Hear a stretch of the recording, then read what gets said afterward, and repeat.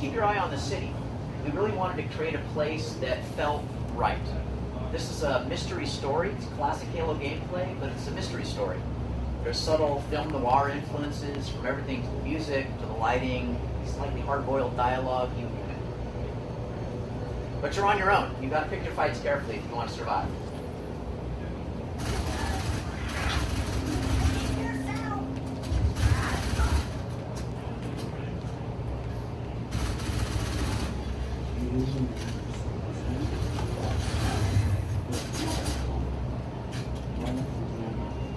I'll push a little bit deeper here. Again, using the visor when you need to. There's no limit on it, no battery. Turn it on and off, however you want.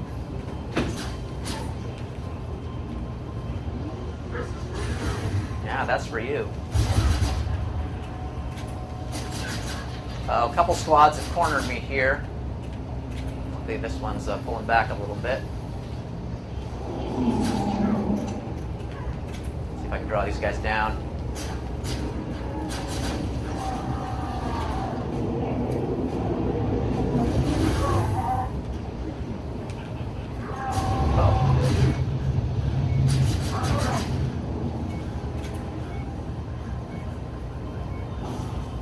Now before I mentioned that I was alone in the city, but that's not strictly true.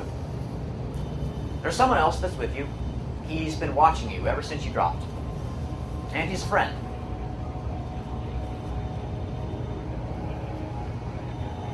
So if I turn my visor back on, I see an object that's useful.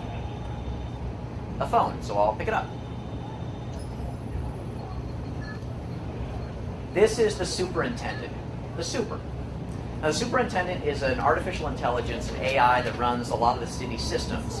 The medical kiosks, the power.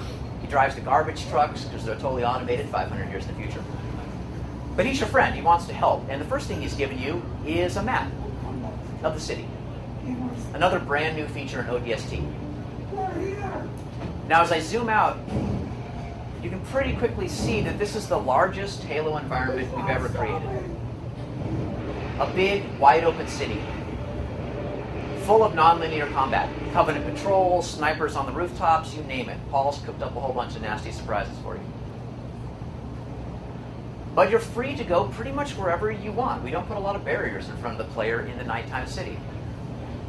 That being said, it's really easy to get lost. I mean, this place is so big, you could easily get turned around. So the superintendent nicely has pointed out up on the upper left some places where he thinks we might want to go. Tiare Plaza, Uplift Reserve, and the Office of Naval Intelligence, the ONI Alpha Site. Now this blue circle is what we call a beacon. It's basically just an area of interest where the superintendent thinks there might be something important for you to look at. But that beacon is a good distance away from our current location. It'd be easy to get lost along the way, so you are also able to put down waypoints. Now I mentioned the campaign has full support for co-op. Up to 4 people can play it together. So you could have 4 ODSTs charging around the nighttime city. Everybody's able to place their own waypoints, and you can cycle back and forth between your buddies' waypoints. That's a great way to set up ambushes, point out secrets that you found, that sort of thing. So we're going to the Alpha Site. We've got a waypoint set. I'll shut the map down. And you can see now up in the compass, the beacon, the ONI Alpha Site, is indicated by the blue diamond, and our waypoint, the 2 green triangles. And it has a distance to target information that changes as we move. They're going to reorient, so you always know which direction to go. And in case you get even more lost, well, the superintendent's smart. He's watching. He knows where you want to go, so he's going to help you out too. Sometimes in not so subtle ways. But signs are just the beginning of the ways that he can help you in the city. So it's about 1 kilometer to the Alpha Site. It's a pretty long walk, so for today's demo, we're just going to cheat and hit a teleport volume, and it'll take us quickly where we want to go. All right, now we're about 15 meters from the ONI Alpha Site. And as we go inside the beacon, our heads-up display is going to flash blue, which means you're where you need to be. Time to kick on your visor and start searching for clues. Now remember, your mission is to find the other members of your team, so each of these clues that you find, like this thing up here in yellow, is going to give you information about the fate of your buddies. The detonator you've seen before. Before I do this, I just want to point out some of the art of the game. This is the Halo 3 engine, but it looks beautiful. Our artists have had more time to go back in, discover how to make things look even better than before.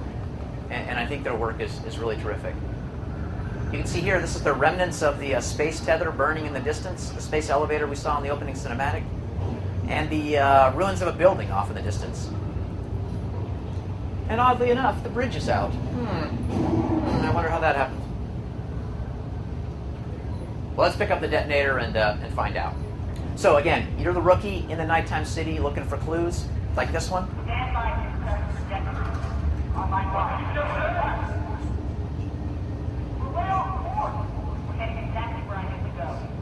And each clue will remind you of a member of your team. In this case, Dutch, the red-haired guy with the skull and crossbones on his chest that gave you the SMG in the opening cinematic. That's Dutch. And throughout the game, you'll flash back to other ODSTs in your squad too.